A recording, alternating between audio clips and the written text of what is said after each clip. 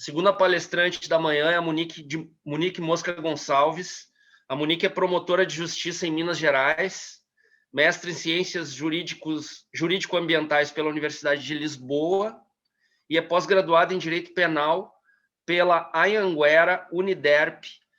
E hoje a Monique vai falar conosco sobre o tema dano animal, configuração e reparação. Então, Monique, espero que o sistema esteja funcionando bem para todos. Para mim está um pouco travado, mas passo a palavra para ti, então, desde já. Muito obrigada, professor Rogério. Primeiramente, quero parabenizar a nossa palestrante anterior, que não somente deu um banho de aula de filosofia, mas também um banho de carisma. E agora eu tenho a tarefa ingrata de falar sobre um aspecto tão pesado do direito animal, que é a parte de responsabilização. Minha vontade aqui era prosseguir nesse debate, de falar do Francione, do Stephen Wise, que eu acho que para um sabadão de quarentena é um debate muito mais animado, mas hoje eu venho trazer um pouco aqui do meu estudo que eu fiz durante o mestrado na Universidade de Lisboa e que foi publicado no ano passado, que é o livro Dano Animal. E aí o meu objetivo aqui, eu vou trazer uma apresentação e tentar passar o maior número de informações. Muitos dos aspectos que eu vou mencionar aqui daria para a gente ficar debatendo por muito tempo, mas, inicialmente, eu vou apenas falar algumas premissas de fundamentação para chegar na tese final sobre o dano animal. Deixa eu começar, então, a apresentação aqui.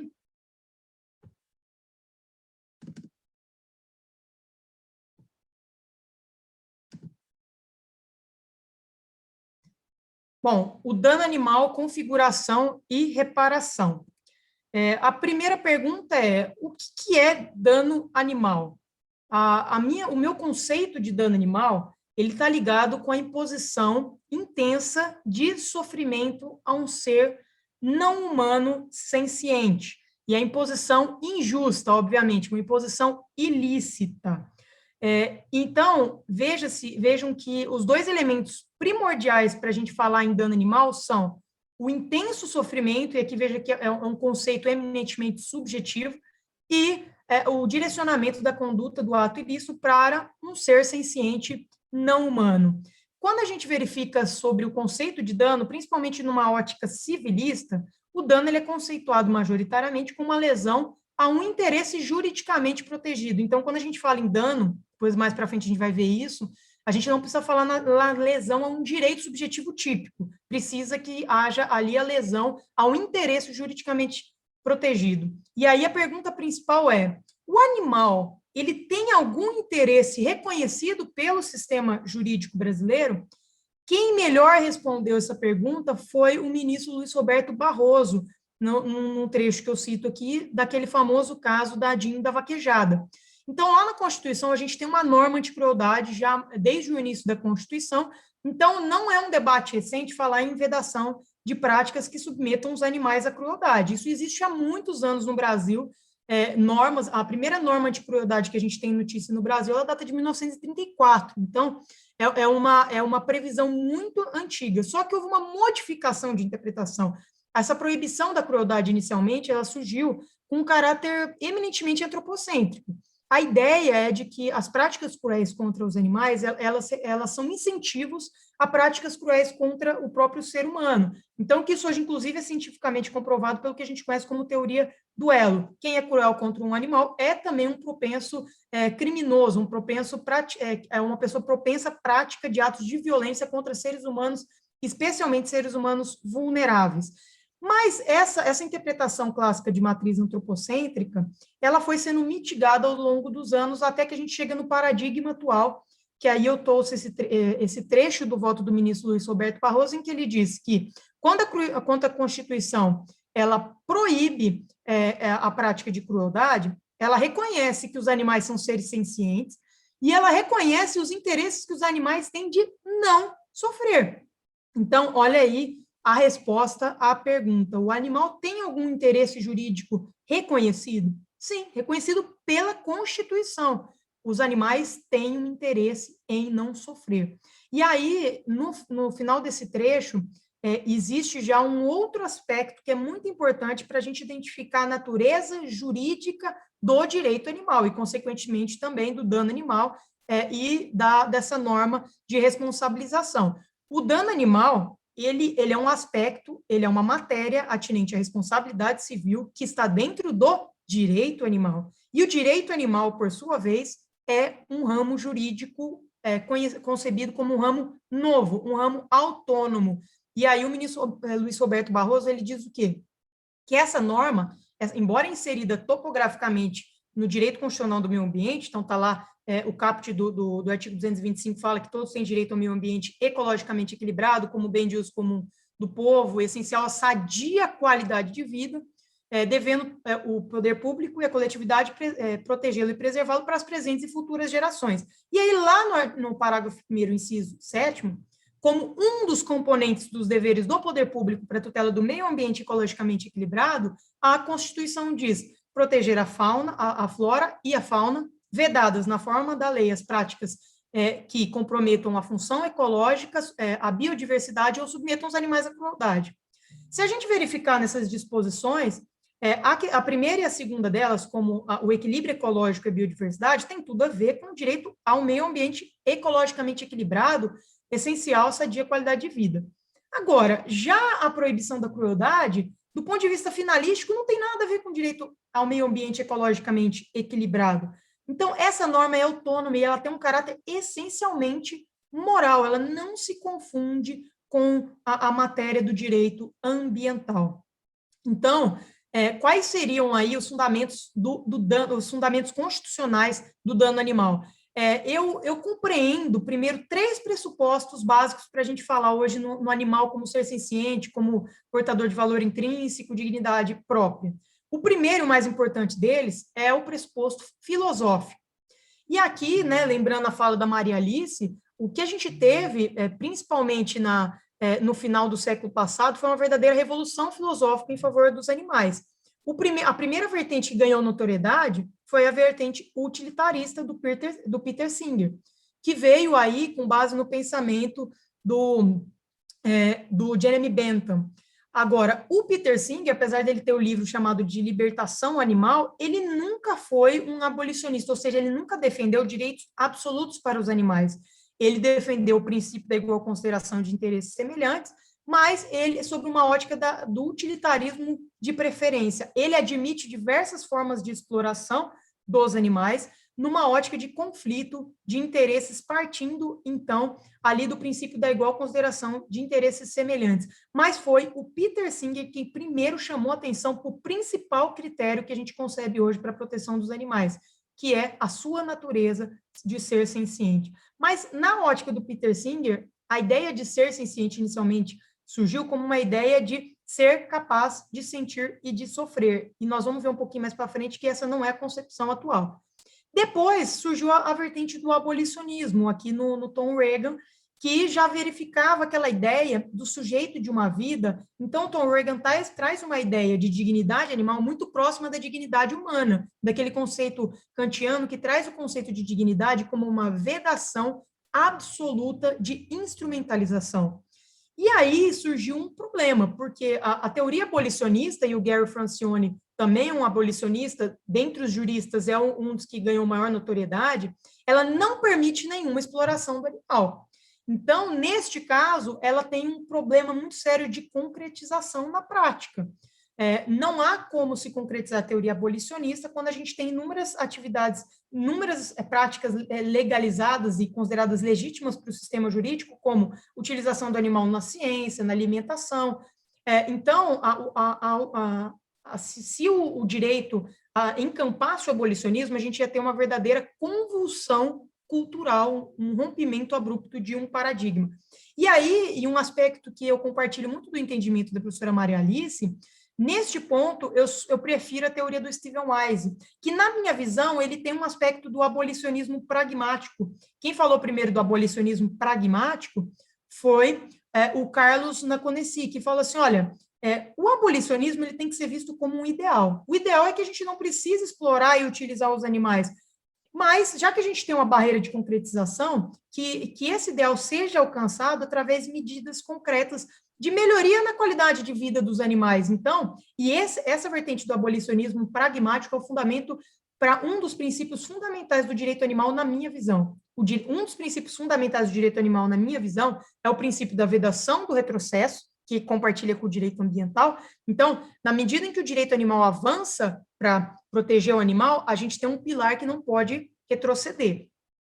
Agora, existe um dever de contínuo progresso também. Então, se a gente encampar essa ideia de que há um desejo do sistema jurídico de que cada vez mais a gente avance, então há um dever de evolução. E aí o Stephen Wise, eu gosto quando ele diz assim, one step at a time. Nós temos que dar um passo de cada vez. E aí, nesse ponto, eu compartilho da crítica ao Francione, que o Francione utiliza muito da lógica do tudo ou nada.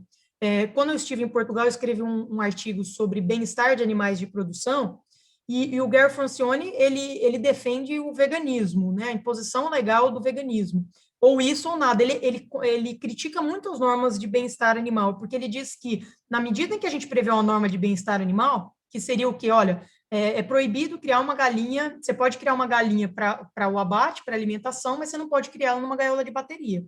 Você deve criar livre ou no solo, enfim. Ele é contra essas regras, porque ele diz o seguinte, que a expansão do veganismo é decorrente do choque que as pessoas têm quando elas descobrem os sistemas de produção intensivo. E elas não querem compartilhar dessa crueldade. E que se as normas de bem-estar animal, elas aplacam essa culpa, esse sentimento, faz com que as pessoas deixem de ser veganas para continuar consumindo animal, porque não, eu estou consumindo um animal aqui, mas ele foi criado fora de gaiola. Só que esse entendimento dele, do Francione, ele é contrariado na prática, porque hoje o país que mais avançou no âmbito dos animais de produção foi a Suécia. A Suécia avançou com normas de bem-estar animal. Então, demonstra que isso é um entendimento progressivo, que na medida em que se avança, avança-se também o nosso estágio de evolução civilizacional e não tem retrocesso neste ponto. Mas hoje, e aí chamando a atenção de novo para o voto do ministro Luiz Roberto Barroso, que a gente tem uma compreensão de que os animais são seres sencientes, mas eles são portadores de uma dignidade própria. Ou seja, nós não estamos, quando a gente fala, e o princípio matriz do direito animal é o princípio da dignidade animal, nós não estamos falando em uma equiparação da dignidade animal à dignidade humana, como vedação absoluta de instrumentalização, como o fundamento maior da República Federativa do Brasil, lá no artigo 1º, inciso 3º da Constituição. Nós estamos falando que o animal ele tem uma dignidade, mas é uma dignidade própria, uma dignidade condizente com a sua natureza de ser senciente, condizente com a própria personalidade natural do animal, que é muito diferente da personalidade humana. O pressuposto científico para a gente poder falar em dano animal, em interesses jurídicos dos animais, é a noção de senciência. Então, o que eu chamo a atenção aqui, senciência não é igual à capacidade de sentir. O paradigma que a gente tem teórico aqui é a Declaração de Cambridge sobre consciência animal. Senciência é um conceito que abrange capacidade de sentir e de sofrer de forma autoconsciente. Então, a senciência é um conceito que ela mistura capacidades cognitivas, sensoriais, para se afirmar. E hoje a gente tem, pelo menos, algumas classes de animais que já foram afirmadas de forma indubitável como seres sencientes, que são os mamíferos, as aves e o polvo, e também existem outras espécies, mas com relação a essas, a ciência já afirmou peremptoriamente a sua natureza de ser senciente.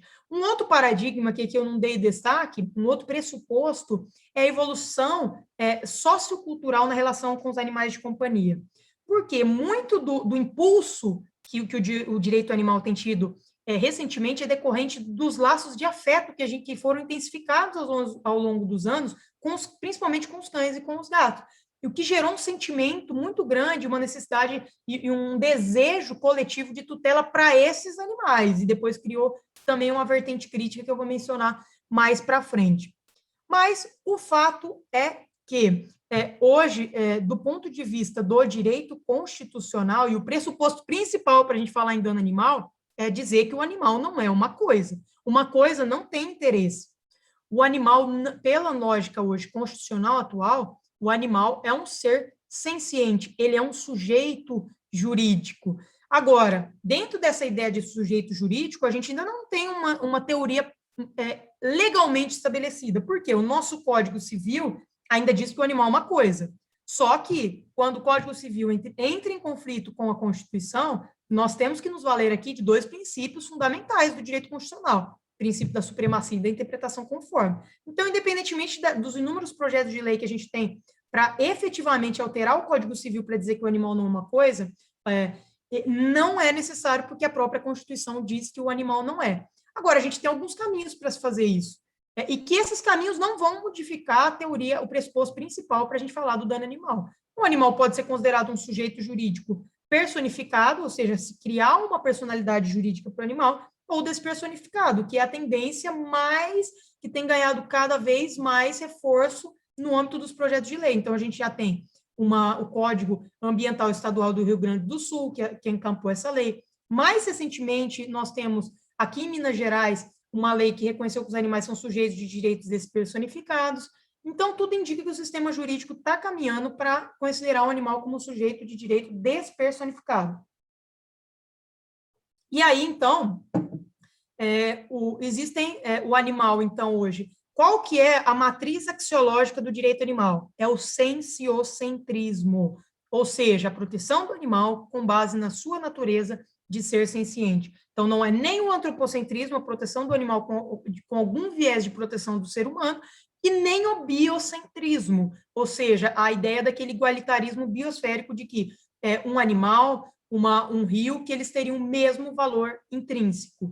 O animalismo, ele não refuta o biocentrismo, mas ele propugna uma consideração diferenciada entre o indivíduo senciente e os demais elementos bióticos e abióticos do meio ambiente, enquanto ordenamento ambiental.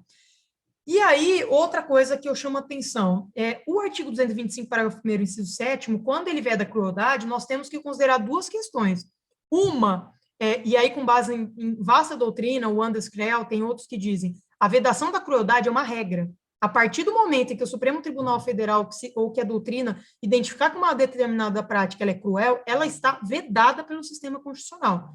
Mas ela é conjugada com o princípio da senciência. Então, a regra da crueldade, ela não é única. E eu vou dar só um exemplo. O dever de proteção, por exemplo, dos animais errantes, inúmeros cães e gatos que vivem nas ruas, no meio urbano. A gente já tem uma jurisprudência que reconhece o dever do poder público de abrigar, acolher e resguardar o bem-estar desses animais. Aqui a gente não tem uma prática cruel em vista, a gente tem o princípio da senciência e os deveres que decorrem da consideração do animal como um sujeito jurídico. Então, o princípio matriz do direito animal, que vai reger a nossa consideração da responsabilidade civil animal, é o princípio da dignidade animal.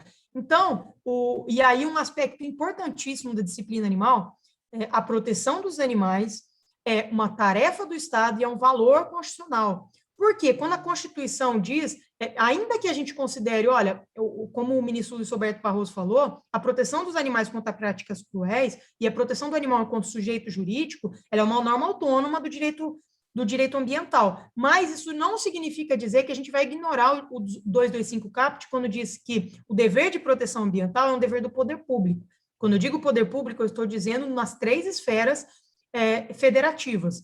E é também um valor constitucional. A proteção dos animais, indubitavelmente, é um valor fundamental da sociedade contemporânea brasileira. E ela não se encontra prevista apenas no artigo 225, parágrafo 1º, inciso 7º da Constituição. Sabe onde vem um aspecto fundamental da tutela dos animais de base constitucional? No princípio da dignidade da pessoa humana, conjugada com o princípio da solidariedade. Quando a gente utiliza a conjugação do artigo 1º, inciso 3º, com o artigo 3º, inciso 1º da Constituição, que diz que um dos objetivos fundamentais da República é a constituição de uma sociedade mais livre, justa e solidária, a partir do momento em que os animais deixam de ser coisa e passam a ser sujeito jurídico, a noção de justiça e solidariedade ela tem que se aplicar aos animais. Então, a professora Maria Alice falou, solidariedade interespécie significa isso. O nosso âmbito de consideração da dignidade humana, ela tem que abarcar para considerar não só a relação entre a solidariedade de cada um no meio social, mas também com outras espécies. E aí tem um aspecto fundamental que reforça esse dever, a vulnerabilidade. Os animais, por eles não terem a capacidade de se defenderem por si só, Esse reforço de tutela, ele se aplica não só ao Estado, mas a toda a coletividade. É o mesmo raciocínio que o artigo 227 trata da proteção da criança e do adolescente. É um dever do poder público, da sociedade, da família, enfim. Também com relação aos animais, por conta do princípio da solidariedade interespécie e por conta dessa nota de vulnerabilidade, o dever de proteção dos animais não se aplica somente ao Estado, se aplica a todos nós. Ah, me dê um exemplo concreto como que se aplicaria. O dever de prestação de socorro para um animal ferido. Então, existem, obviamente, inúmeras outras e outros princípios constitucionais, outros princípios do direito animal que eu defendo por conta dessa vertente princípio da informação, princípio da educação animalista, e esses dois princípios são os princípios chaves que decorrem do dever da coletividade de proteção dos animais. Então, já entrando nesse aspecto, e aí um aspecto aqui fundamental é o princípio da responsabilização. Toda vez que há um dever do Estado de proteção, um dos aspectos fundamentais para a proteção de bens jurídicos é a responsabilização. Né? Então, a norma, fato, valor e norma, é preciso que haja uma responsabilização contra violações injustas da proteção de um determinado valor. E aí vamos falar primeiro, e aqui mais rapidamente, sobre a responsabilização penal do dano animal. Lá no artigo 225, nós temos, no inciso 7º do parágrafo 1º, nós temos a proibição da crueldade, que traz ali o princípio da ciência e a vedação absoluta de criminalidade, a vedação absoluta de crueldade. Mas nós temos o parágrafo 3º, que diz o quê? Que há uma obrigação, é o chamado princípio da tríplice responsabilização por atos de lesão ao meio ambiente, e aqui abrangido também a proteção dos animais. Ou seja, por disposição constitucional, um ato de violência, um ato de violação dos interesses fundamentais dos animais, tem que ensejar responsabilização administrativa, civil e penal. E aqui é o que a gente chama na doutrina, e já tem consistente doutrina falando sobre isso, um mandado expresso de criminalização dos atos contra os animais. O que é isso? Isso se encontra na doutrina penal. A função do direito penal é tutelar bens jurídicos. Então, nós estamos lá, o princípio da exclusiva proteção de bens jurídicos, e o princípio da intervenção mínima diz que o direito penal é um instrumento de última ratio. Ele só deve ser chamado a atuar quando os outros instrumentos menos agressivos não forem insuficientes para a tutela daquele valor. Então, a função do direito penal é tutelar os bens jurídicos fundamentais de uma determinada sociedade. E aonde que são identificados esses bens jurídicos? Na Constituição. E esses bens jurídicos podem ser identificados na Constituição de uma forma implícita ou explícita.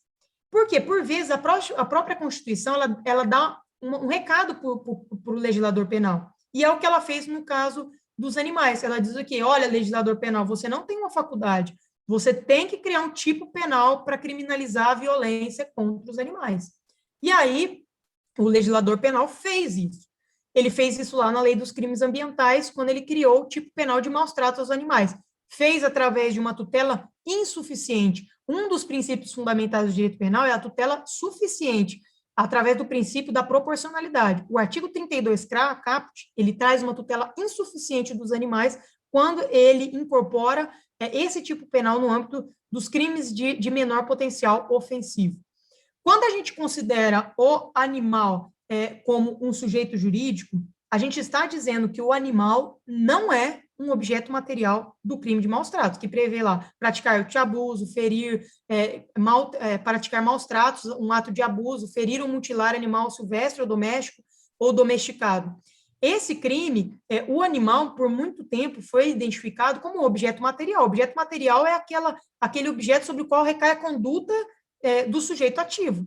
Mas não, hoje, se o animal ele é um ser senciente, portador de valor inerente e dignidade própria, o animal ele é vítima do crime de maus tratos. E hoje nós já temos nós já temos doutrina de penalistas clássicos defendendo isso. O professor Rogério Sanches mesmo, que é um dos penalistas mais conhecidos no Brasil, ele já tem um capítulo no seu livro dizendo o animal como vítima do crime de maus tratos. Ah, mas o que muda considerar o animal como vítima ou se ele é só um objeto material? Muda muita coisa. Primeiro, concurso de crimes. Muitas vezes a gente vê por exemplo, o que é comum, né? Eu que sou promotora de justiça, prática de rinha de galo. Aqui em Minas ainda é comum.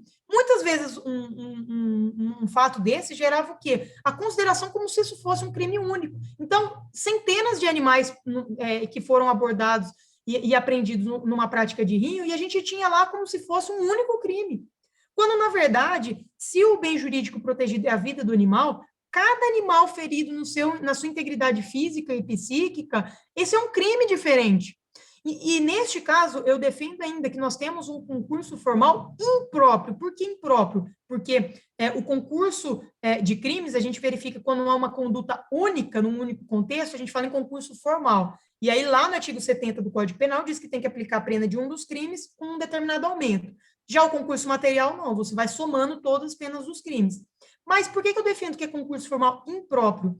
Porque, por exemplo, na prática de rinha, há um desígnio autônomo para ferir a integridade física e psíquica de cada animal, porque eles vão lutar de forma separada. As pessoas querem ver, querem sentir a violação do direito de cada animal de forma individualizada. É diferente, por exemplo, de alguém que mantém 2 ou 3 animais numa casa com alimentação precária, deixando o animal ali desnutrido, que é um único ato sem esse desígnio autônomo. Então, o que significa o concurso formal impróprio? Eu vou ter que somar quantos forem os animais submetidos aos maus tratos, quantos forem eles, nós vamos somar todas as penas, e aí nós vamos escapar do juizado especial criminal. Uma crítica que eu faço aqui é a inserção do tipo penal nos crimes ambientais, porque não é um crime ambiental, o crime de maus tratos, a violência contra o animal deveria estar inserida deveria estar inserida no Código Penal, como foi feito recentemente em Portugal, através do Código Penal de Portugal. Por quê?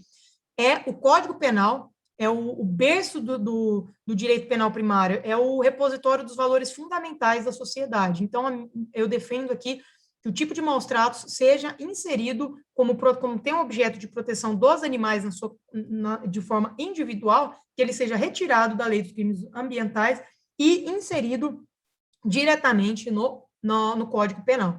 E por que é importante a gente falar do dano animal no âmbito da responsabilidade penal? Porque, por determinação do artigo 27 da Lei dos Crimes Ambientais, no âmbito da justiça restaurativa, somente o investigado tem direito à transação penal, ou no caso da suspensão condicional do processo, se ele reparar previamente o dano. E aí vem, então, ou seja, no caso, o recado para os promotores de justiça somente depois de reparar o dano animal é que o agressor pode ter direito a qualquer benefício, o que não é uma regra, infelizmente.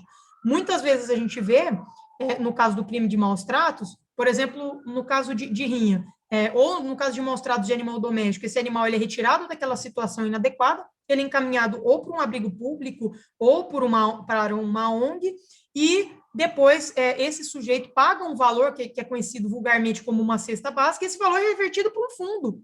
E isso é totalmente inadequado, porque ele pratica um dano contra o animal, mas o valor que ele vai ter que pagar vai reverter para um fundo.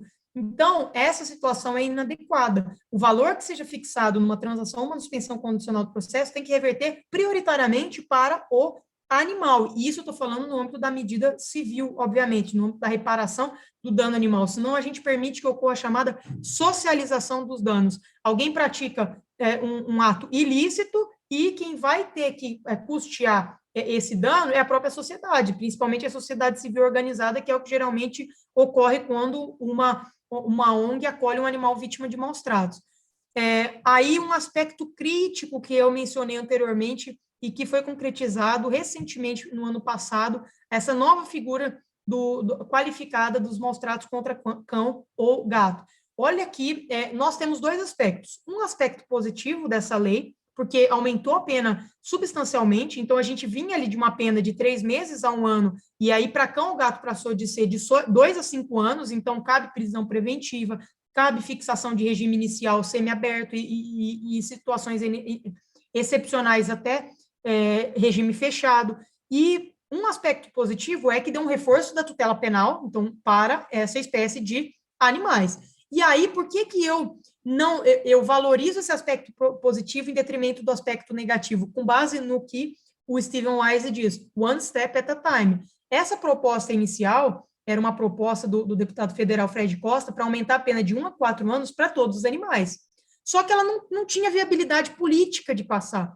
Então, se a gente fosse adotar a teoria do Francione, lógica de tudo ou nada, a gente falaria o quê? ou passa para todos os animais, ou não passa para ninguém. E aí a gente ficaria paralisado na nossa, sem caminhar. Mas a solução que o Congresso fez, e que os animalistas, os congressistas animalistas conseguiram, e para mim é uma vitória, foi dizer, olha, tudo bem, só vai passar se for para cão e gato, vamos lá. E aí eles reforçaram a proteção que inicialmente era de 1 a 4 anos, para 2 a 5 anos, para evitar que o delegado tivesse a possibilidade de aplicar uma fiança. Então, essa pena subindo para 2 a 5 anos, impede o delegado de fixar a fiança, então, no mínimo, quem for preso em flagrante vai ter que aguardar ali depois a realização de uma audiência de custódia, e também permite a prisão preventiva como regra, que está prevista para a pena acima de 4 anos. Mas qual que é o aspecto crítico? O especismo afetivo. Por que separar os animais de companhia, os cães e os gatos, dos demais outros, e de forma tão brusca? Veja, a diferença é muito grande, 3 meses a 1 ano para 2 a 5 anos. É como se os outros animais não valessem nada, e os animais, o cão e o gato, têm um valor já de uma dignidade muito mais elevada do que os demais. E eu critico, esse aspecto crítico, porque ele utiliza um critério que não tem fundamento constitucional, onde que a Constituição está algum reforço ali para dizer que o cão, o gato é merecedor de uma consideração diferente dos demais outros animais. Não tem. Mas aí tem outros tipos de especismo na legislação que podem encontrar fundamento no próprio princípio da senciência. Porque hoje a gente tem uma consideração diferente do que seria a senciência. Já que a senciência, ela conjuga aspectos de capacidade de sentir com aspectos de cognição, ou seja, capacidades cognitivas, com graus de inteligência de cada animal, é possível que a gente vislumbre uma tutela diferenciada de acordo com o grau, o grau de senciência do animal. E foi isso que o Stephen Wise fez na sua primeira tese primatocêntrica, porque ele analisa a autonomia prática com base em critérios também cognitivos. Um deles, por exemplo, é a capacidade de reconhecimento no espelho, que é um critério para identificar a autoconsciência. E aí, por exemplo, um exemplo na legislação de critério especista com base nesse entendimento é a diretiva europeia que trata da experimentação científica. Essa diretiva, ela proíbe a experimentação científica em grandes primatas. Aí, olha, há quem critique, sim, e do mesmo forma que o especismo afetivo, há quem critique essa norma para dizer que ela traz um melindre ético apenas pelo fato dos grandes primatas terem um DNA muito próximo do ser humano. Mas eu não vejo com maus olhos. Eu acho, inclusive, que esse tipo de norma, ela consegue encontrar um fundamento no princípio da senciência, diferentemente do especismo afetivo. E aí, por exemplo, a professora Marta Nussbaum, que também compartilha desse entendimento de que há vários animais, os animais são heterogêneos, e muitos deles têm capacidades diferenciadas, mas adverte o seguinte: dar uma proteção maior para os grandes primatas não significa dizer que eles têm uma noção de dignidade maior, que eles são merecedores de maior consideração moral, mas significa dizer que, por eles serem seres mais complexos, com maior capacidade de senciência, de consciência, de autoconsciência, eles têm maiores formas de serem afetados na sua integridade física, ou seja, a capacidade de sofrimento deles acaba sendo maior por conta da sua complexidade cognitiva. Enfim, esse ponto aí é um ponto crítico, né, vamos dizer assim, do direito animal por conta dessas vertentes especistas.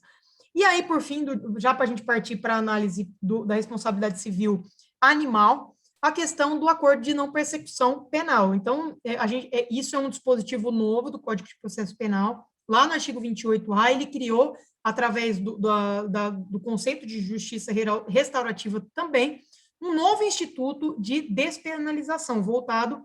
O que é o acordo de não persecução penal? Basicamente, em crimes que ele permite, crimes não violentos, então, um requisito para ter o ANIPP é a prática de um crime não violento. Para ter direito a esse benefício, que significa dizer que antes de ofertar a denúncia, se o investigado confessar, o Ministério Público pode fazer um acordo em que ele vai cumprir uma pena que vai ser objeto de acordo e que ele não vai ter, então, não vai ter uma ação penal, e o maior benefício do acordo de não persecução penal é que, obviamente, essa pena a ser escolhida, essa medida não é considerada pena, mas essa medida despenalizadora, que por vezes vai ser uma prestação pecuniária, uma multa, uma prestação de serviços à sociedade, ela não vai impactar na folha de antecedentes. E aí, o 28A lá no CAPT, ele diz que só tem direito ao NPP no caso de crimes não violentos.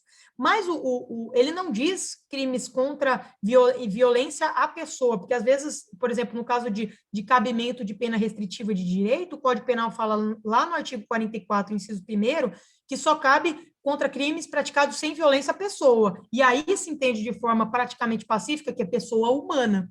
Mas aqui não, ele fala só crimes praticados com violência. E aí eu defendo que não cabe NPP no crime de maus tratos qualificados, porque é inegavelmente um crime praticado com violência. Não é violência à pessoa humana, mas é violência aos seres sencientes. Se o animal ele é considerado vítima do crime, nada mais legítimo do que vedar o acordo de não persecução penal. E por quê? Porque um dos fundamentos do acordo de não persecução penal é que a medida eleita ela seja adequada e suficiente para a prevenção daquele crime e para a reprovação também. Se alguém pratica um crime de violência contra o animal e recebe uma medida ali tão prematura, aquilo não vai servir de prevenção, muitas vezes pode servir de contrário, que é o que geralmente ocorre no âmbito da transação penal. Alguém pratica um ato de barbárie contra o animal, paga uma cesta básica, vai para casa, ele vai entender que ele não pode fazer aquilo, ele vai ter algum estímulo para falar na próxima vez, eu não vou praticar mais alguma violência contra o animal,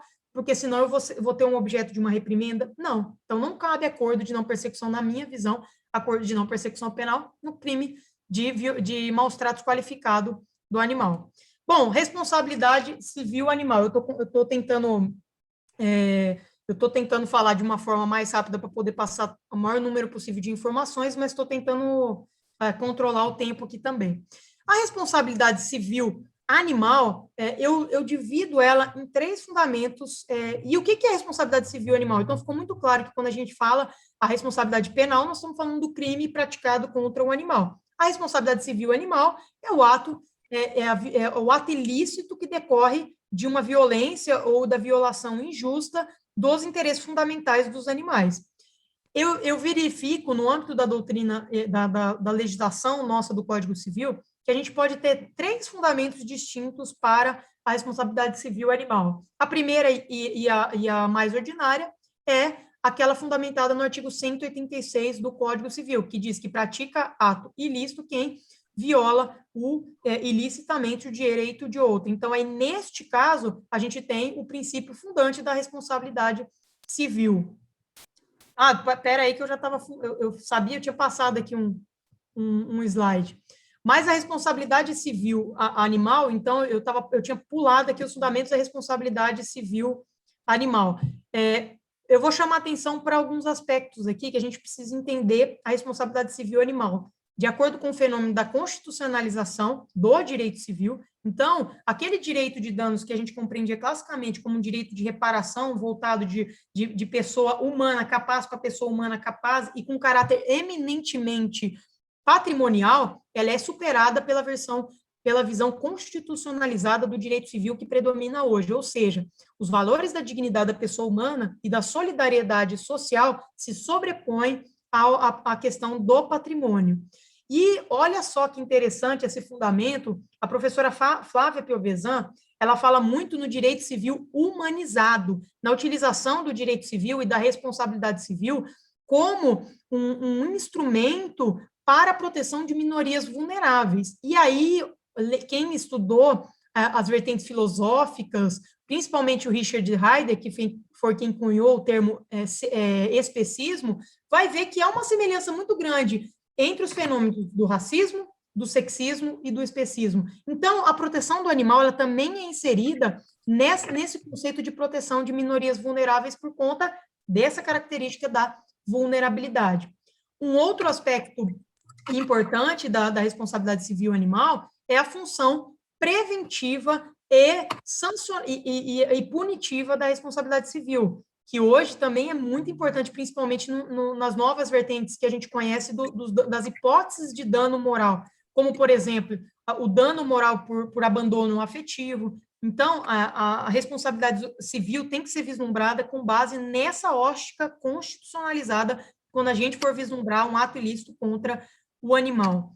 E nessa perspectiva, quando a gente pensa na introjeção da ciência no direito privado, eu vislumbro 3 resultados, 3 consequências fundamentais. A primeira, e a que mais difundida no âmbito das discussões doutrinárias, é a alteração do Estatuto Civil do animal. Então, o animal não é mais considerado coisa, ele é considerado um ser senciente, e aí tem inúmeras vertentes para discutir qual que seria o estatuto jurídico, mas é um estatuto jurídico descoisificado.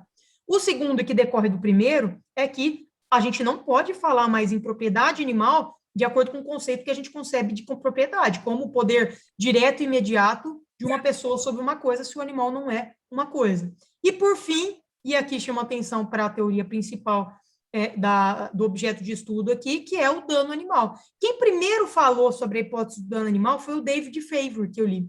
O David Favor, ele tem uma teoria de que a interferência intencional sobre o interesse fundamental de um animal constitui um ato ilícito passível de reparação. Então, a gente tem aí o princípio do dano, que é o dever de não lesar, esse princípio que a gente concebe como um princípio fundante da responsabilidade civil, o dever negativo de não lesar a outrem, que está lá no artigo 186 do Código Civil, ele passa a se aplicar também aos animais, de forma que todos nós temos o dever de não interferir de forma injusta nos interesses fundamentais dos animais. E, embora o Código Civil diga ali causar dano e que esse dano seja a outrem, essa terminologia outrem, ela tem que ser analisada com base na teoria do interesse. Então, nós vamos buscar lá em Ehring, quando ele fala do sujeito interesse, não precisa ser um direito subjetivo típico. Basta que se possa identificar no sistema jurídico se o animal, o ser senciente, que no caso, ele tem reconhecido pelo sistema jurídico aquele interesse específico, como integridade física, como vida. Então, inegavelmente, quem viola a integridade física de um animal e causa com isso um intenso sofrimento, pratica inegavelmente um dano. E quem pratica um dano tem o dever de reparação. Não confundam o dano animal com o dano à fauna e com o dano moral coletivo. Uma coisa é o dano ambiental, que é chamado de dano à fauna. Quando o artigo 225, parágrafo 1º, inciso 7º, diz lá que, dentre as funções do poder público de proteção à fauna, é vedado na forma lei as práticas que comprometam a função ecológica ou causem prejuízo à biodiversidade, ele está falando ali do dano à fauna, do dano ao equilíbrio ecológico. O dano à fauna é verdadeiramente um dano ecológico, um dano ambiental. O dano animal não se confunde com o dano ecológico. Isso é importante distinguir porque, por vezes, um ato de violência contra um animal pode resultar em um dano ecológico e também um dano animal. Por exemplo, o tráfico de animais silvestres. Imagina um carro abordado na estrada com vários animais, com várias aves em caixote. A gente tem ali um dano a cada animal, a cada ser senciente que teve o seu direito fundamental a viver livre no habitat violado, e nós temos um dano ecológico, por conta que a falta desses animais na natureza provoca um desequilíbrio ecológico, um desequilíbrio ecossistêmico. Então, não se confunde o dano à fauna com o dano aos seres sencientes. Outra coisa que também não se confunde é o dano moral coletivo, que por várias vezes o ato de violência contra o animal já gerou a fixação de um dano moral coletivo, como, por exemplo, aquele famoso caso de Formosa, em Goiás, de uma violência contra um Yorkshire. Uma senhora bateu num Yorkshire e aquilo, a Justiça de Goiás fixou um dano moral coletivo. Dano moral coletivo, segundo o conceito do Carlos Bittar Filho, o dano moral coletivo é a violação injusta da esfera moral de uma determinada comunidade. É um dano voltado para os seres humanos. Não se confunde com o dano próprio do animal que sofreu aquela violência. No caso do Sansão, por exemplo, foi um ato que também causou uma repulsa coletiva. É passível de um dano moral coletivo, mas esse não se confunde com a violação do direito do animal. E qual que é o fundamento para a fixação de um dano moral coletivo no âmbito de violência contra um ser senciente? O fundamento está na noção, na relação entre dignidade humana e dignidade animal. Lá, um instrumento que eu sempre menciono, que eu considero muito avançado, é o decreto do município de Belo Horizonte, número 16.431 de 2016. Ele traz princípios ali do direito animal, dentre eles o princípio da indissociável relação entre dignidade humana e dignidade animal. E é por conta dessa indissociável relação, e essa indissociável relação, qual que é o fundamento para o dano moral coletivo? O fundamento para o dano moral coletivo é que quando alguém pratica um ato de violência e crueldade contra um animal, não está violando só o direito daquele animal, mas está degradando a própria dignidade da pessoa humana, porque é um incentivo aos nossos instintos mais primitivos.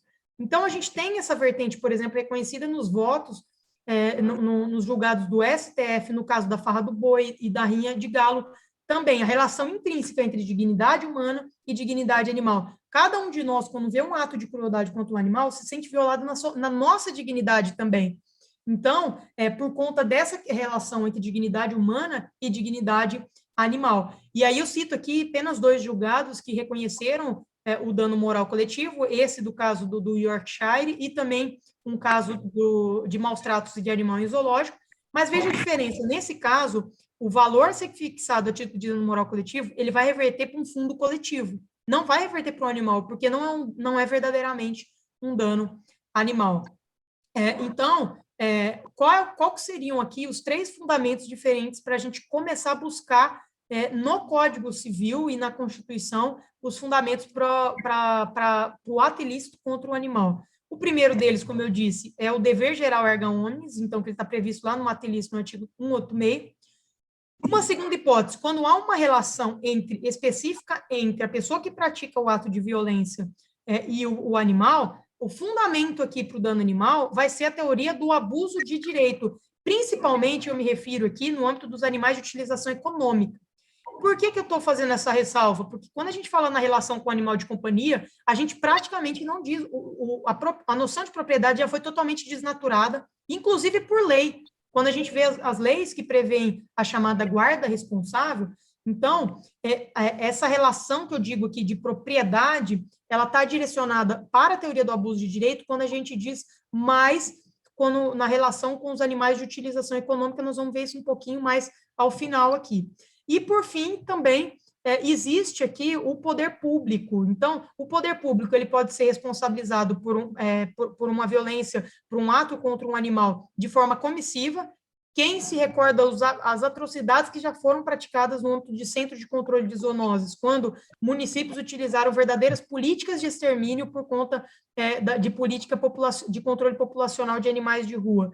Então, e essa política de extermínio hoje é vedada por lei. E aí, neste caso, o poder público pode ser responsabilizado por comissão, mas o poder público pode ser responsabilizado também por omissão no seu dever de proteção, por duas razões. Primeiro, quando ele não realiza uma política pública de proteção dos animais, e aqui eu trouxe um julgado recentíssimo do ano passado, do TJ do Maranhão, que prevê que expressamente diz que o poder público municipal tem o dever de acolher e garantir o bem-estar de animais de rua, e tem outros julgados, tem também do Tribunal de Justiça de São Paulo também, isso é só uma política pública que eu estou citando aqui, e tem também a possibilidade de responsabilizar o poder público por omissão em decorrência da teoria administrativista chamada de teoria da falta do serviço, quando o poder público que tem o dever de fiscalizar as atividades que possam provocar alguma lesão aos interesses dos animais, ele não fiscaliza de forma adequada.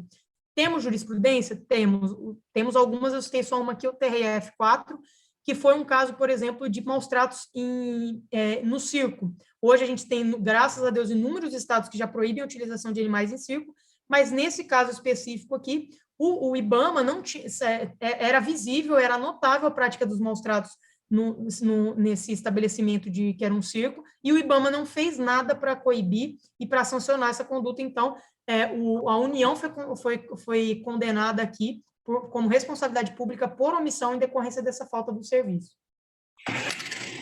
Bom, o que a gente vê aqui com relação às características do dano animal? O dano animal ele é um dano individual, nós estamos falando de cada ser senciente, não tem viés coletivo, e ele tem natureza extrapatrimonial.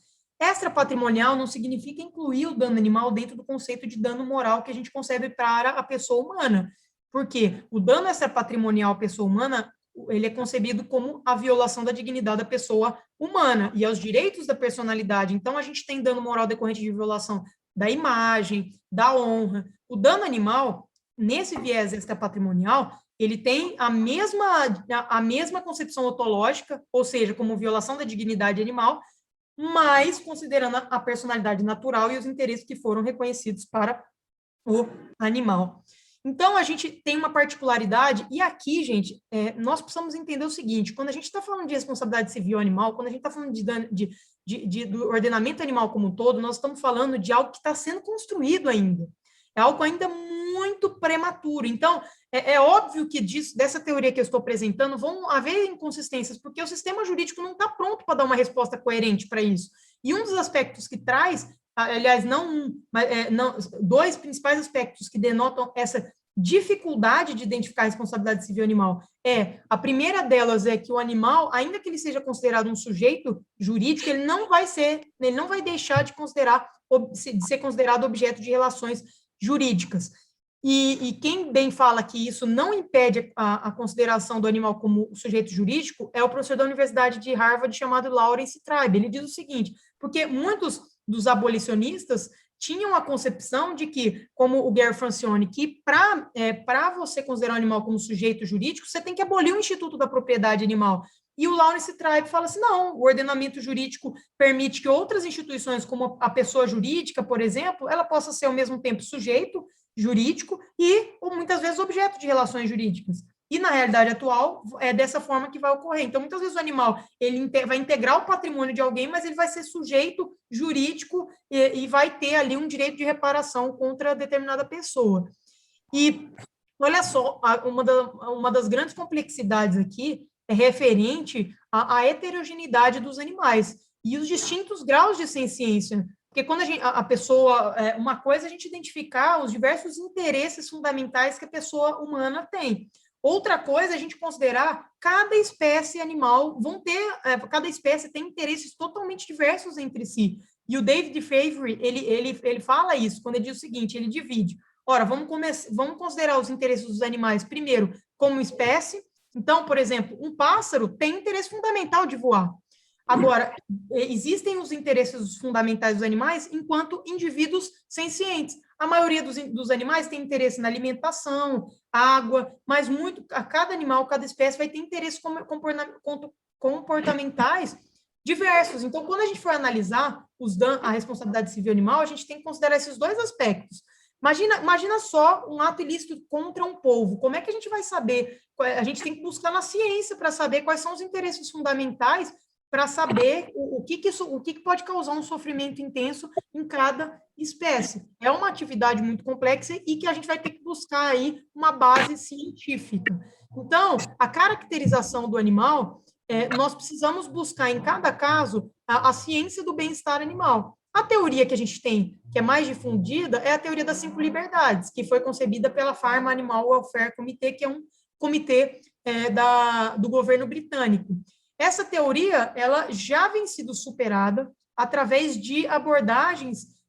O Donald Bloom, que é professor da Universidade de Cambridge, ele é o melhor doutrinador que fala sobre a ciência de bem-estar animal. Ele diz o seguinte, olha, para a gente identificar se o animal tem condição de bem-estar ou ele está sendo submetido a um sofrimento intenso, nós temos que considerar uma abordagem multidisciplinar ali que vai considerar qual que é o comportamento natural da espécie, como, por exemplo, as galinhas, elas têm ali o interesse fundamental de ciscar, a gente tem, como eu disse, o pássaro tem um interesse fundamental de voar, mas é preciso saber, com base em dados científicos, quais são os comportamentos naturais de cada espécie para saber como determinada conduta pode afetar cada espécie de uma maneira diversa.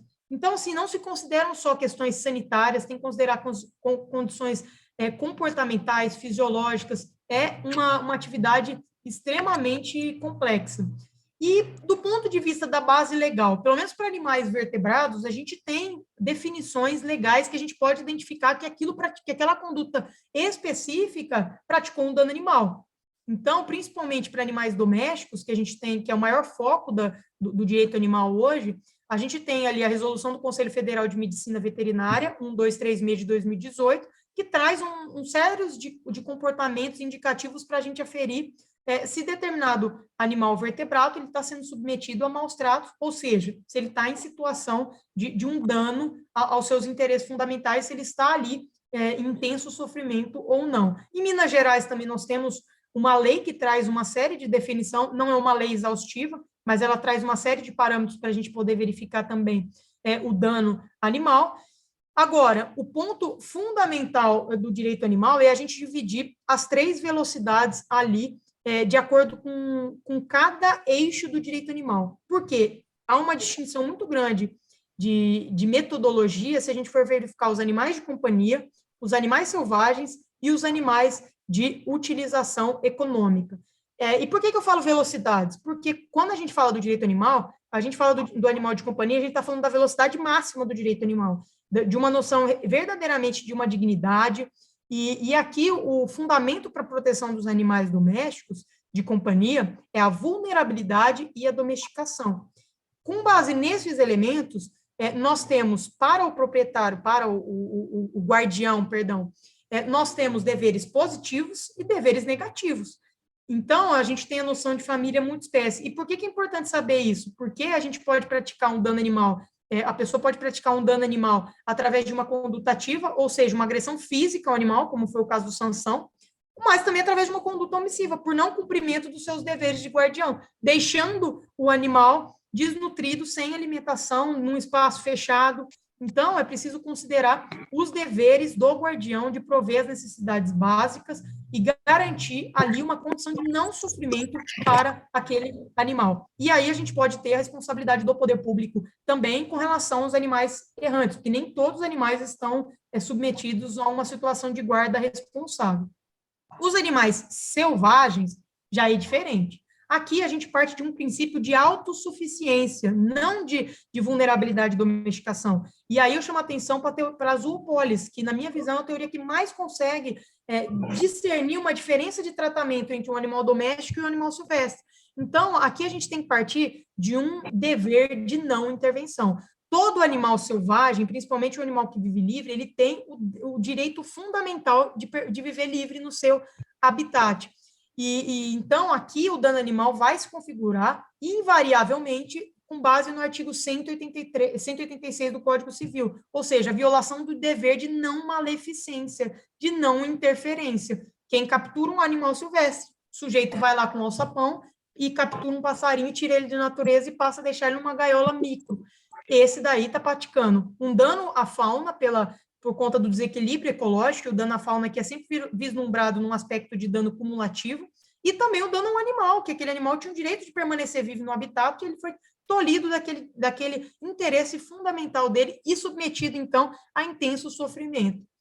Já os animais de utilização econômica, e aqui o aspecto mais sensível do direito animal, né? Então, um ponto que eu até compartilho com o Gary Francione, quando ele fala em esquizofrenia moral, eu acho que ele tem razão quando ele diz o seguinte: hoje o nosso sistema ainda é esquizofrênico, porque a gente considera o nosso cão como um verdadeiro membro da família, sofre absurdamente quando ele sofre algum dano, e a gente se sensibiliza muito quando a gente vê um ato de agressão contra um cão ou contra um gato, mas a gente a ampla maioria das pessoas praticamente ignora as inúmeras práticas cruéis que são praticadas pelo setor de produção animal. Na minha visão, isso é, sim, uma espécie de esquizofrenia moral, porque se o fundamento da consideração moral com os animais é a sua natureza de ser senciente, a gente não pode dar uma distinta consideração a um boi, a uma vaca e a um cão. Se a ciência falar que eles têm o mesmo grau de senciência, a gente não pode dar um distinto grau de consideração só porque um está dentro da nossa casa, só para um mero critério biológico e de afetividade. O que é possível se fazer é um critério de ponderação de interesse. Então, se é um interesse científico, é o que o STF fez no âmbito da análise de práticas culturais, esses interesses têm que ser postos na balança através de um juízo de ponderação, pelo princípio da proporcionalidade, mas não uma simples consideração totalmente distinta, só com base na espécie biológica do animal. Então, aqui a última velocidade do animal são os animais que são praticamente invisibilizados ainda hoje. Só no Brasil morrem todos os anos mais de 5 bilhões de animais para a produção de alimentos, esses animais vivem em condições...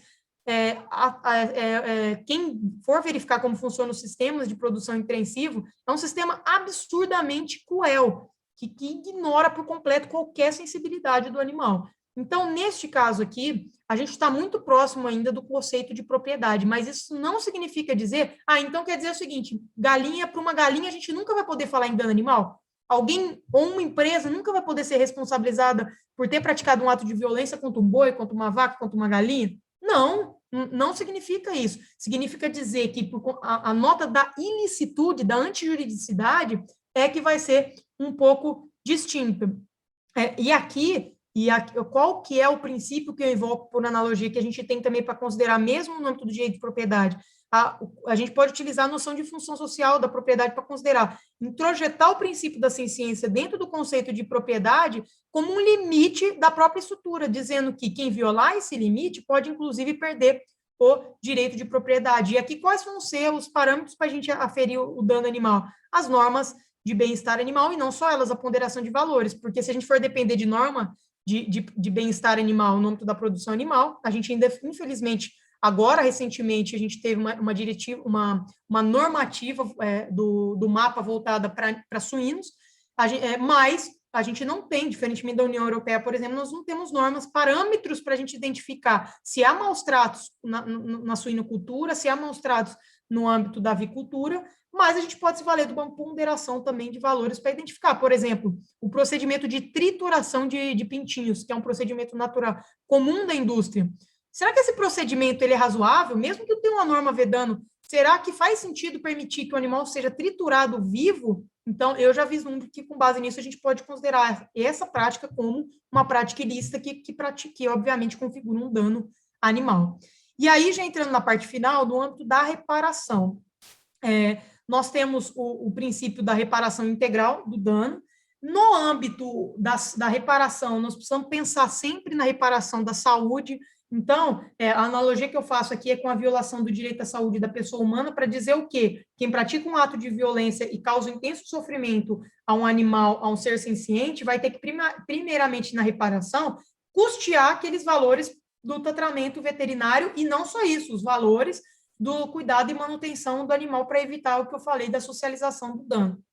Além disso, nós temos o dano extrapatrimonial, que é o genuíno dano animal. O dano animal nada mais é do que imposição injusta de intenso sofrimento ao ser senciente não humano. E como é que se repara o dano animal? Por compensação. Mas até agora eu não entendi. Como é que funciona na prática essa reparação desse dano? Simples. Quem impôs, praticou um ato ilícito, uma violência injusta que causou um intenso sofrimento a um ser senciente, vai ter que ser condenado a pagar um valor a título de compensação que deverá ser revertido para aquele animal. Não é para fundo de bem-estar animal, não é para a sociedade, não é para a ONG. Esse valor tem que ser revertido em proveito do próprio animal, em razão da imposição como compensação pelo sofrimento experimentado. Então, aqui, a gente vai ter que vislumbrar aqueles critérios que o STJ já tem para fazer a valoração do dano extrapatrimonial. E lembre, dano extrapatrimonial tem função de compensação, mas tem função punitiva também. Então, na valoração do dano, tem que considerar também as condições pessoais do agressor com base no desvalor da conduta para que aquele valor fixado sirva efetivamente como reprovação pelo ato. Outras medidas que a gente pode vislumbrar na reparação do dano animal: a perda do direito e a destituição do vínculo. Então, quem tem um animal de companhia e pratica um ato de violência vai ser tolhido daquele vínculo, esse animal ele não vai ter direito mais sobre esse animal. A proibição da guarda, então essa proibição da guarda, a gente tem a previsão, tanto no artigo 32, lá na figura qualificada de maus tratos contra cão e gato, está previsto como uma pena acessória a proibição de guarda, então não é a proibição da guarda só do animal, tem uma divergência doutrinária sobre isso, mas eu defendo que essa proibição de guarda é uma proibição que se estende a todos os animais. Também tem uma divergência de até quanto que duraria essa pena acessória. Enquanto durar a pena, vai durar por um prazo maior. Então, um parâmetro que existe na lei aí, por exemplo, tem uma lei do Estado de São Paulo que diz que quem pratica um ato de maus tratos fica proibido pelo prazo de 5 anos até a guarda daquele, não, a guarda do animal, obviamente, ele não vai poder obter nunca mais, mas de qualquer outro animal fica pelo prazo de 5 anos aí, sem poder ter uma relação de guarda com qualquer animal de companhia. A interdição de atividade, então, é uma pena que pode ser aplicada, vou dar 2 exemplos aqui. Um pet shop que está praticando inúmeras crueldades contra os animais, isso vem à tona, o Ministério Público investiga. Ele pode pedir em juízo ali que seja cassada a licença daquela atividade, em razão desse ato. Um criador amador de passeriforme, numa determinada fiscalização, se verifica que ele tem vários animais, vários pássaros sem anilha. Então, eu já propus uma ação civil pública nesse sentido, pedindo para que fosse cassada a licença para a criação de pássaros. A medida protetiva, recentemente teve aí uma notícia sobre a aplicação de uma medida protetiva, eu esqueci o nome do animal, não foi o Braddock, depois o Rogério tem certeza vai me ajudar a lembrar. No caso do Sansão, que foi uma ação proposta... Beethoven. O Beethoven, obrigada, Rogério. O caso do Beethoven teve uma medida protetiva de afastamento. E o que é essa medida protetiva? É uma proteção do animal contra o agressor. Olha, é igual medida protetiva de urgência para mulheres vítimas de agressão, para crianças também. Então, é uma tutela inibitória de proteção da integridade física e da vida daquele animal. No caso do Sansão, o Ministério Público do Estado de Minas Gerais, nós constituímos uma força-tarefa e na ação civil pública que foi proposta em favor do Sansão, foi pedida ali também uma medida de afastamento em caráter liminar, e essa medida foi deferida. Então, aquele agressor do Sansão está proibido de se aproximar da vítima. E aí, já para o final, eu sei que eu já ultrapassei o tempo um pouquinho, mas eu vou trazer algumas dificuldades práticas, só para dizer para vocês como eu não tive nunca a pretensão de criar uma teoria do dano animal que fosse coerente e que não tivesse nenhuma contradição, nenhuma dificuldade. Olha as dificuldades práticas que eu já encontrei. Uma primeira dificuldade, a violação da vida. O animal tem interesse na vida? Pode parecer, a resposta pode parecer simples dizer que sim, mas existe discussão. O Peter Singer, por exemplo, muitas vezes ele já refutou o interesse na vida do animal. Então, mas aqui nós vamos considerar que sim, que o animal tem qualquer ser senciente, o Gary Francione fala isso, qualquer ser senciente, o maior interesse mais básico que ele pode ter é o interesse na manutenção da vida, além do interesse da manutenção da sua integridade física e psíquica. Mas no caso, então, de um dano animal, no caso de morte, vamos dizer que um sujeito vai na rua, ele mata um cachorro na rua de forma gratuita. Olha, a gente tem um problema grave aqui no sistema. Por quê? Neste caso, vamos pensar que o animal morreu na hora. Nós não temos despesas veterinárias, nós vamos ter um dano moral coletivo, pode ter o dano moral coletivo, se tiver presente os seus requisitos, sim, mas do ponto de vista do dano patrimonial, assim como a violação da vida humana, não tem como reparar, é um dano irreparável. Só que, como o animal não tem direito patrimonial, praticamente da responsabilidade civil, esse ato vai ficar sem resposta, da responsabilidade civil animal. Então, vamos lá, pode ter um dano moral coletivo, eventualmente até um dano à fauna, mas no caso do dano animal, no caso da morte, se não houver um custo médico veterinário, ali praticamente não vai ter. E qual que é a crítica que eu faço aqui a esse aspecto? O sistema penal, que deveria corrigir esse déficit de proteção pelo direito civil, fazendo uma diferença entre a prática da morte, quando você pratica um maus tratos que resulte em morte, e um maus tratos referente a uma violência física que resulte em uma lesão leve, por exemplo. Como faz o Código Penal com relação à vida humana. Então, nós temos lá, lesão corporal leve é um crime de menor potencial ofensivo, lesão grave tem uma pena maior, homicídio qualificado de 12, pena de 12 a 30 anos. Só que no âmbito do animal, não. Se a gente for pensar, todos os animais que não são cão e gato, a gente tem 3 meses a 1 ano com um aumento de pena de 1/6 a 1/3. E a crítica que eu faço isso acaba virando um incentivo. Para quem estudou e sabe, e quiser praticar uma de crueldade, o sistema, o sistema de responsabilização, ele tem um déficit, então vale a pena a pessoa matar um animal do que simplesmente fazer igual fez com Sansão, que ele vai ter que pagar os custos médicos veterinários, vai ter que pagar um valor para ser revertido para o Sansão. Neste caso, então, quem deveria corrigir essa distorção seria o direito penal. O direito penal deveria, como o Código Penal de Portugal faz, deveria trazer uma diferença de pena para, no caso de provocação de lesão simples, lesão grave e morte do animal. Essa é a crítica que eu faço, então, com relação ao dano animal que resulta na lesão ao interesse à vida. O animal de companhia, aí uma situação prática que eu já verifiquei também.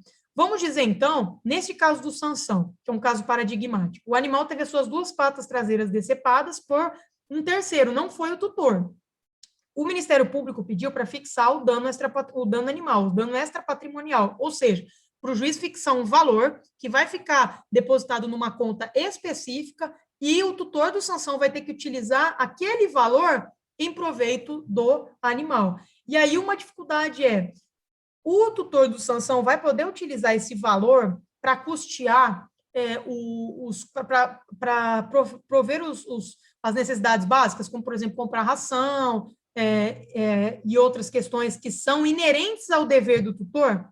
E se a gente for pensar numa ONG, por exemplo, vamos dizer a Luísa Mel que acolheu animal vítima de maus tratos. É óbvio que a hora que esse valor for depositado em conta e a ONG tiver que utilizar para o animal, ela vai poder utilizar esse valor para todos esses custos também. Mas, embora esses custos tenham outra natureza. Mas, na minha visão, o dano extrapatrimonial direcionado ao animal não pode ser utilizado para prover as suas necessidades básicas sob pena de enriquecimento ilícito do tutor.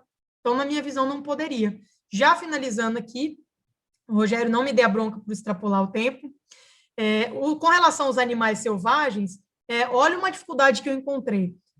Vamos pensar no caso de cativeiro ilegal, de tráfico de animais silvestres.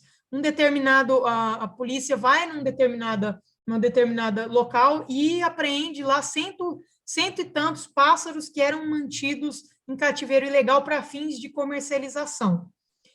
E todos esses 100 pássaros, eles estavam prontos para reintrodução. Vamos dizer que a captura foi recente, porque se o animal não pode voltar para o habitat, a gente pode pensar aí nesse valor que vai reverter para o animal. Mas se o animal, se logo depois de apreendido, o animal vai retornar para o habitat, como é que nós vamos fazer esse valor reverter em proveito do animal? Se a única coisa que é melhor para garantir o bem-estar do animal é ele voltar para a natureza. Então, neste caso, a minha proposta é, quando não for possível que esse valor seja revertido em proveito do animal, que pelo menos ele reverta, então, para um fundo direcionado à proteção de interesses semelhantes, um fundo municipal de proteção dos animais, ou que reverta para um CETAS, para um CRAS, que são as instituições que se dedicam ali a acolher animais silvestres que são vítimas de tráficos, aqui em Minas Gerais. Então, é uma outra dificuldade também para a reparação do dano animal. E, por fim, os animais de uso econômico e a questão da perda do direito de propriedade. Vamos pensar um criador, uma avicultura industrial, que cria os animais num sistema extremamente intensivo, cruel, e que a gente vislumbre ali a violação, a imposição de sofrimento não permitido pela lei. Então, ele tritura os pintinhos, ele deixa os animais em condições climáticas intensas. Configurado o dano animal, essa empresa ela vai perder ali a propriedade desses animais, ou ela simplesmente vai ter que utilizar esse valor e agregar o bem-estar deles através de medidas concretas, como, por exemplo, e vejam, eu estou instigando essas discussões porque o que eu vejo, assim, ainda os animalistas, a gente tem discutido muito a responsabilidade civil animal voltada para cão ou gato, para animal doméstico. A gente não precisa verificar, principalmente as ONGs aí, que verificam, e o Ministério Público, obviamente, a gente pode verificar o dano animal para animais de produção. Uma empresa que faz experimentação científica, aquele caso dos beagles lá, que ficou famoso, se ela não observa a lei Arouca, ela está praticando um dano animal. Então, é óbvio que, em todo qualquer caso, o intenso sofrimento dos animais vai estar permitido. Mas, por vezes, esse intenso sofrimento pode ser considerado lícito. Quando ele for considerado ilícito, vai estar presente o dano animal. E aí? Então, vamos pensar aqui de fixar, a empresa vai ter que mudar a concepção dela de bem-estar dos animais, essa avicultura vai ter que parar de criar os animais em gaiola e vai ter que começar a criar ele só de forma extensiva, no solo ou livre de gaiolas. Essa é uma medida. Aí eu pergunto, mas então seria possível pensar em perda da propriedade? Sim. Quando que eu vislumbro que a gente poderia pensar em dizer o seguinte, numa determinada produção, uma avicultura, vários animais submetidos ali a uma situação de crueldade, que a gente vislumbra a presença do dano animal. Esses animais que estão naquele momento sofrendo, eles, quando a gente entender que eles já foram submetidos a uma carga de sofrimento tão grande que seria uma verdadeira tortura, eles deveriam ser encaminhados para um santuário, ou seja, olha, a partir daquele momento, chega, já foi demais, já tem um limite, esses animais vão ter que ser privados dessa utilização econômica, porque eles sofreram de forma ilícita, além do que o sistema legal permitiria. Então, aí, neste caso, a proposta é que esses animais fossem encaminhados para um santuário e que, a título de medida não somente de compensação, mas também punitiva, essa empresa teria que pagar esse valor para quem for cuidar desses animais.